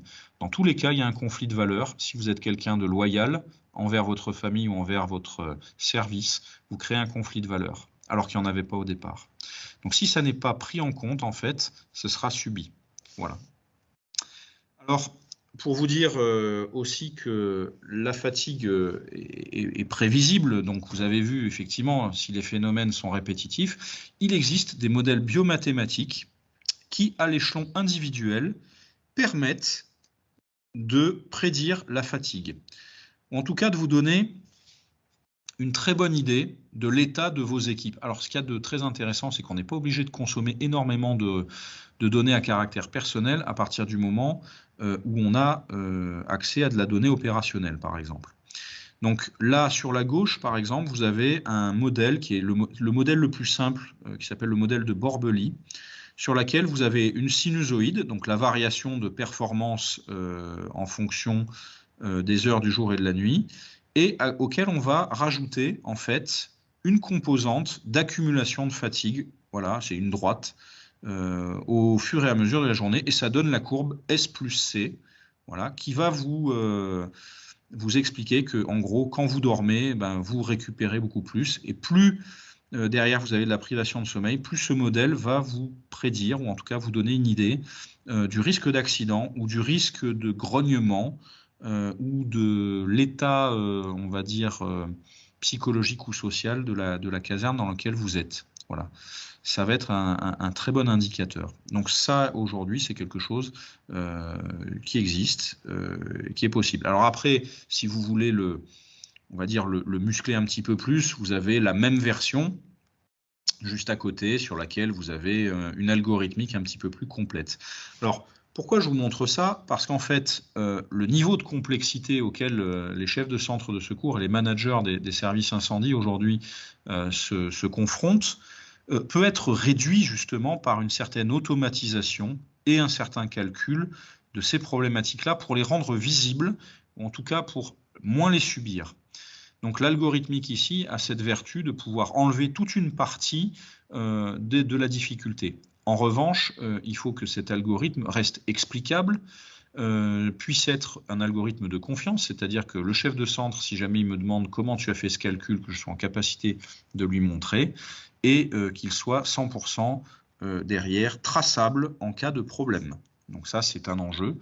Et dans les grandes lignes, là, l'enjeu, si vous voulez associer de la technologie pour pouvoir résoudre les problèmes qu'on a un petit peu mis en avant, la complexité des problèmes liés au rythme biologique, eh bien en fait, il faut avoir dans l'idée de prolonger le bras des gens et pas remplacer leur cerveau. Voilà. Donc à chaque fois, c'est d'avoir des technologies qui vont être explicables, accompagnables et par des gens qui sont en capacité de vous expliquer aussi les résultats que vous obtenez. Donc là, à cette condition-là, eh bien effectivement, la technologie peut aider à prendre en compte, quelque part, les rythmes biologiques à l'intérieur du quotidien des managers dans un service incendie. Alors là, c'est à l'échelon collectif, c'est un petit exemple. Vous allez pouvoir, en fonction des individus et de la manière dont ils se connectent entre eux, regarder comment il peut y avoir une influence sur une équipe et dire effectivement, attention, là, nous sommes à risque, ou alors faire tourner les effectifs ou les changer en fonction un petit peu de la manière dont ils interagissent entre eux. Voilà. Sans rentrer dans le détail, l'idée c'est de vous dire qu'il existe des modèles mathématiques qui permettent de travailler sur la synchronisation justement de ces réseaux humains et que ces synchronisations-là, en fait, on peut les caler pour qu'elles soient le moins délétères possible pour les rythmes biologiques. Alors là, ce que je vous montre, la référence que je vous montre, traite en fait de la synchronisation des musiciens entre eux. C'est assez rigolo. Donc bon, je vais passer, mais vous avez plusieurs configurations possibles. Vous pouvez calculer justement quel est l'intérêt de désynchroniser ou de synchroniser entre eux les musiciens. Voilà, donc vous avez, vous voyez un certain nombre de choses, vortex, déphasage. Donc le déphasage, il est intéressant pour les sapeurs-pompiers. Si vous arrivez à déphaser les disponibilités des membres de votre centre de secours, vous allez couvrir les 24 heures du jour et de la nuit. S'ils sont en phase, s'ils sont tous synchronisés, qu'ils font tous en même temps, ils se mettent dispo et que tous en même temps ils se mettent indispo, vous allez créer un bazar parce que derrière, oui, quand on les a, on est très puissant, mais quand on les a pas, derrière, on les a pas du tout. Et c'est là où va arriver le problème. Donc ces modèles-là sont des modèles qui peuvent permettre, par exemple, d'accroître ou d'améliorer le recrutement ciblé. On va chercher des gens qui sont en dehors de la phase de votre centre de secours. Ça va poser des problèmes parce qu'ils ne seront plus en phase non plus avec les services supports. Et c'est là où, derrière, il est intéressant de pouvoir rendre visibles ces phénomènes, les rendre compréhensibles, parce que si vos services supports arrivent à comprendre ça, vous arriverez à toucher les fameux 30% qui aujourd'hui sont inaccessibles parce qu'on ne sait pas leur donner les rangers au bon moment, le soutien au bon moment, la formation au bon moment. Ça, c'est relativement important. Donc, vous avez tout un tas derrière de modèles qui nous permettent, par exemple, nous, de calculer des plannings optimum pour diminuer justement les excès là, de synchronisation, c'est-à-dire des moments où tout le monde en même temps ne sera pas disponible. Alors, pour arriver vers la fin, vous dire qu'aujourd'hui, toutes ces problématiques que je vous ai exposées, pour les pompiers, pour les travailleurs postés, mais commencent aujourd'hui à arriver dans notre société d'une manière un peu insolite. Le patron de Netflix, connaissez Netflix? Netflix, donc, qui est une plateforme de streaming sur Internet, dont le but est de vous exposer le plus longtemps possible à son contenu. Le patron de Netflix a dit une chose, a fait une déclaration un jour, et moi ça m'a marqué. Il a dit, mon plus grand concurrent, ça n'est pas Amazon, ça n'est pas Disney+, c'est le sommeil. Et quand vous partez là-dessus, vous vous dites en fait, oui, le temps est un jeu à somme nulle.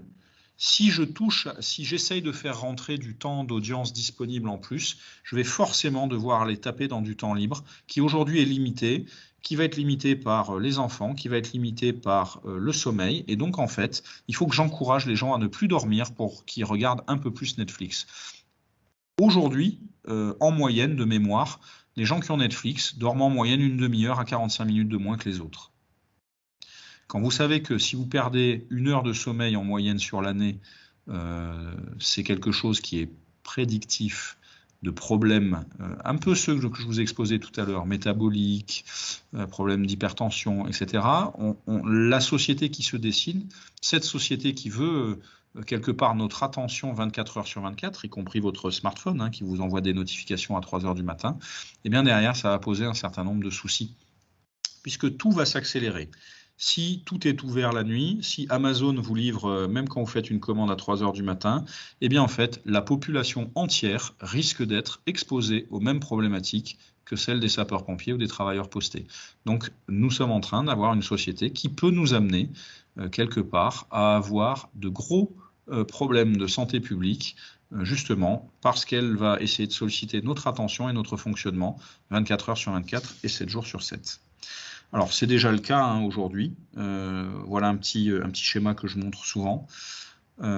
Aujourd'hui, alors vous avez en dessous toutes les sources avec lesquelles j'ai travaillé sur ce schéma.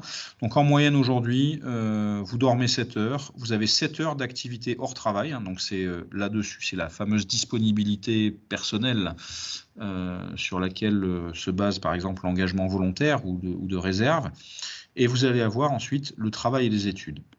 Et vous voyez en fait que si je mets les 24 heures de la journée et que je rajoute en plus les 11 heures de tech et de médias que nous passons tous par jour, moi là, nous sommes en train de nous exposer à un écran, et bien en fait ça dépasse de 7 heures. C'est-à-dire qu'aujourd'hui, une journée, vous avez, si vous le souhaitez, hein, vous pouvez superposer, vous pouvez hacher toutes vos activités en y apposant 7 heures de plus de sollicitation immédiatement accessible.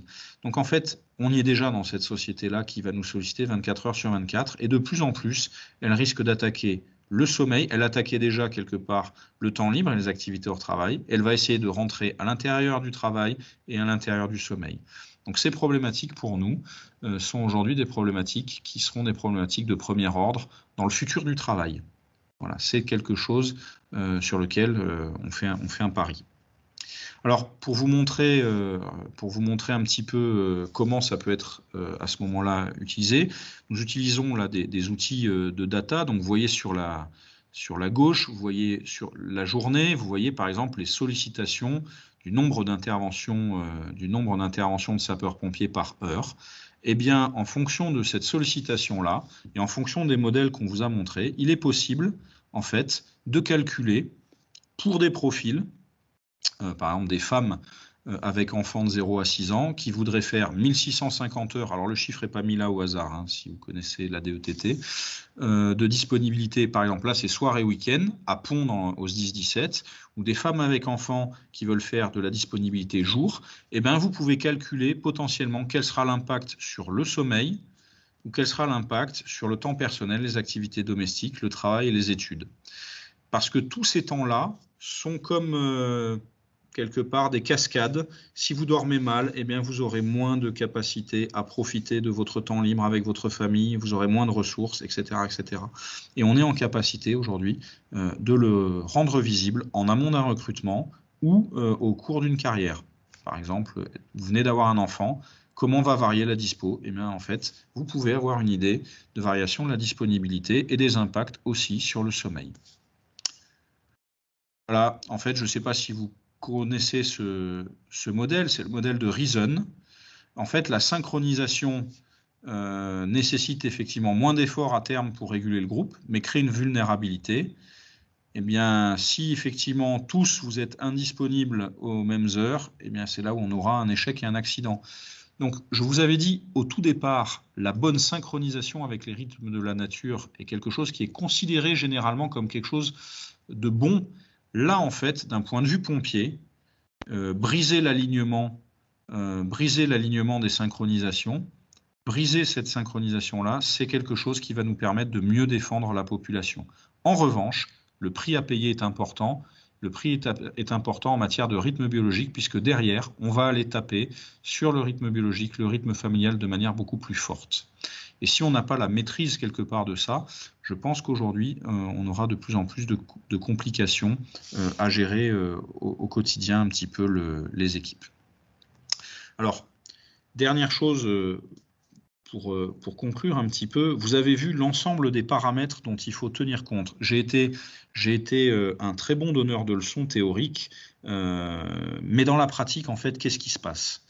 Dans la pratique aujourd'hui, les chefs de chantre et les managers, lorsque vous essayez de parler avec eux de la prise en charge justement des rythmes biologiques et du fait que chacun n'est pas le même en fonction des heures du jour et de la nuit, eux, ils l'entendent de la manière suivante. Ils l'entendent en fait comme une explosion de la complexité managériale.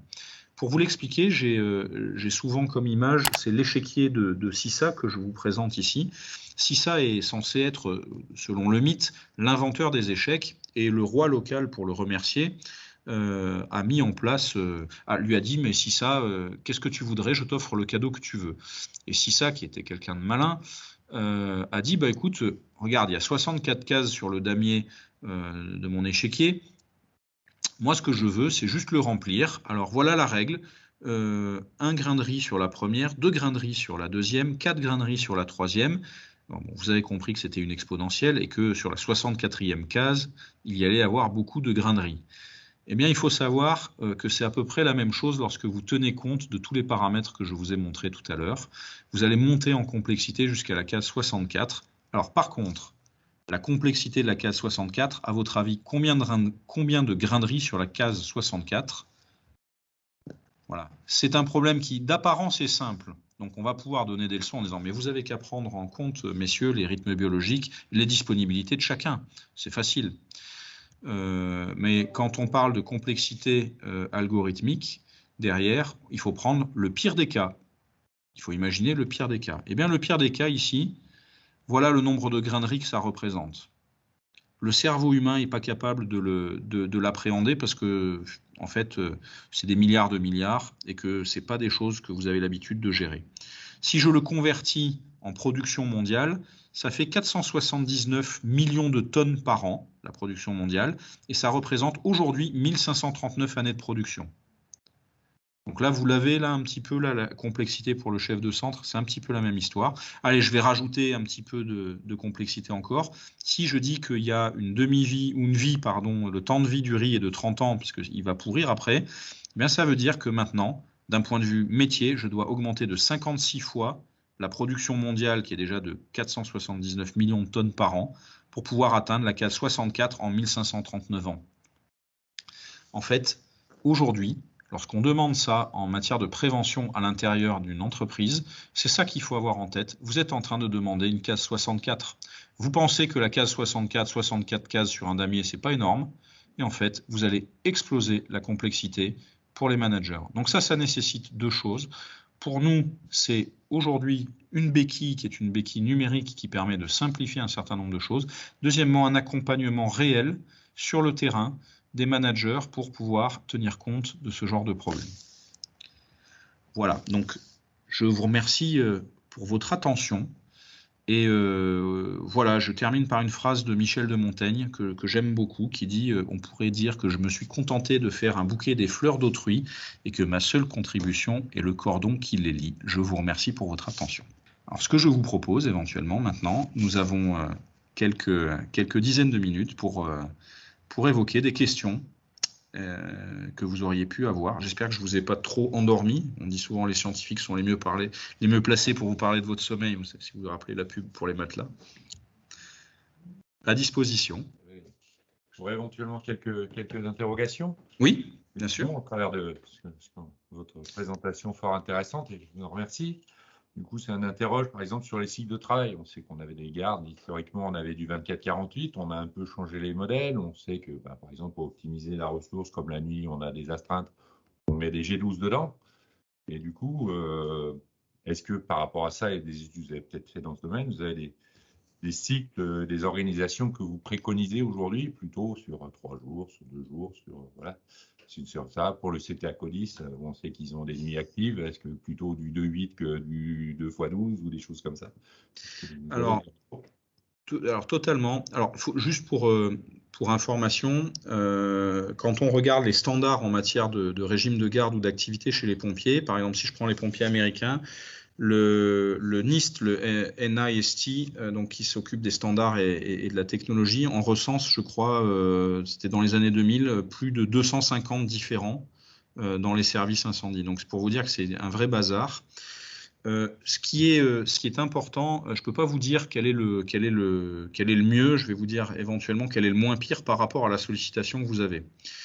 Mais ça, il faut regarder les synchroniseurs. Ce que je disais tout à l'heure, c'est par exemple, quels sont les pics d'appel, quel est le type d'activité que vous avez. Si c'est du feu de forêt ou de la désincar, c'est pas la même chose que du VSAV ou c'est pas le même risque que du VSAV. Et quels sont les risques en fait qu'on accepte de prendre. Parce que si vous n'avez pas aujourd'hui la masse critique suffisante pour faire des roulements, je dis une bêtise, en 24-72, et bien derrière, comment on va faire pour que ce soit une répartition qui soit la moins pire possible. Donc quand vous avez, je vais citer un adjudant qui un jour m'a dit des horaires de merde, ça reste toujours des horaires de merde, Marc. Il a tellement raison. On ne peut pas changer la difficulté et elle est quasiment inévitable dans notre métier. Donc on va essayer à chaque fois de faire des stratégies de contournement. Pour les CTA, c'est un petit peu différent. Les roulements, il y a des roulements. Alors, le CTA 17, parce qu'on a fait une étude avec eux, à l'époque, c'est le contrôleur général Le Prince qui m'avait demandé de faire l'étude. Étonnamment, on n'avait pas trouvé les variations qu'on a évoquées tout à l'heure sur le traitement de l'alerte. En fait, quand j'ai posé la question au contrôleur Le Prince, il me disait, mais en fait, nous, on les autorise à pioncer. Ils s'organisent entre eux. Ils ont le droit d'aller, ils ont une salle de pause qui est derrière le CTA. Ils ont le droit d'y aller quand ils veulent. Par contre, au premier appel qui est loupé derrière, on revient à quelque chose d'extrêmement obligatoire. Et ils ont toujours trouvé quelque chose. En gros, il y avait des roulements. S'il y a quelqu'un du 10-17 qui veut rajouter quelque chose là, il y avait des roulements qui étaient organisés par les équipes elles-mêmes. Et on constatait que sur certaines équipes, en fait, on avait un tracé plat de la performance, c'est-à-dire que les gens arrivaient suffisamment à se reposer pour pouvoir derrière fournir une régularité de performance au cours de la journée. En revanche, dans le même CTA, le problème était plus les heures à laquelle se levaient les opérateurs pour venir prendre leur garde. Si vous les passez en 12 heures, et bien derrière, vous aviez des opportunités qui étaient un petit peu différentes. Ça les obligeait plus de fois dans la semaine à se lever plus tôt. Et le risque n'était pas tant sur l'activité que sur les trajets.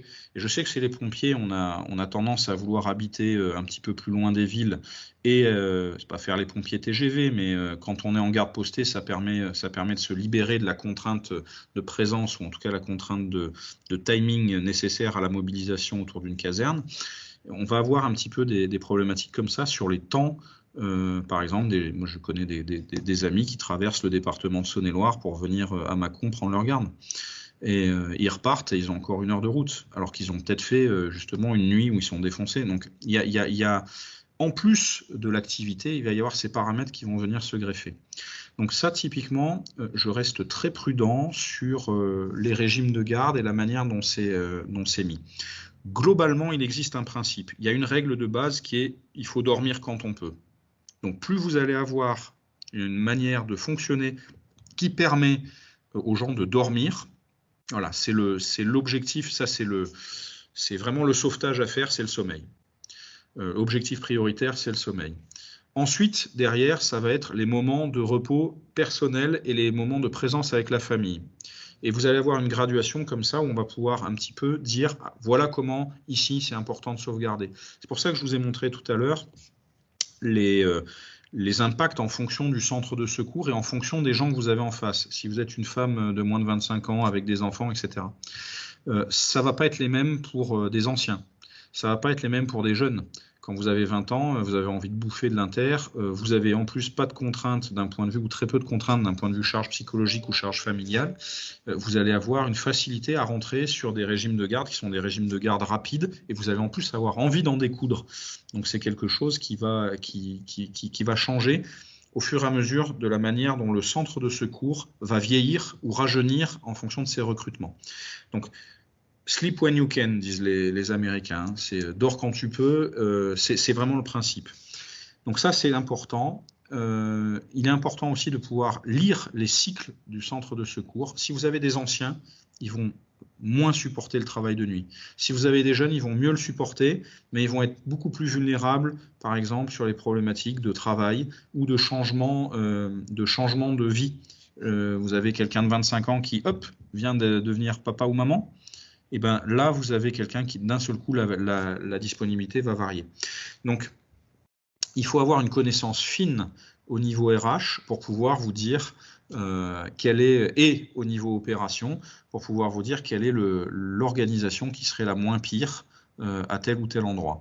Et en fait, ce qu'il faut éviter, et ce qui est aussi la complexité du truc, c'est de vouloir faire des copier-coller.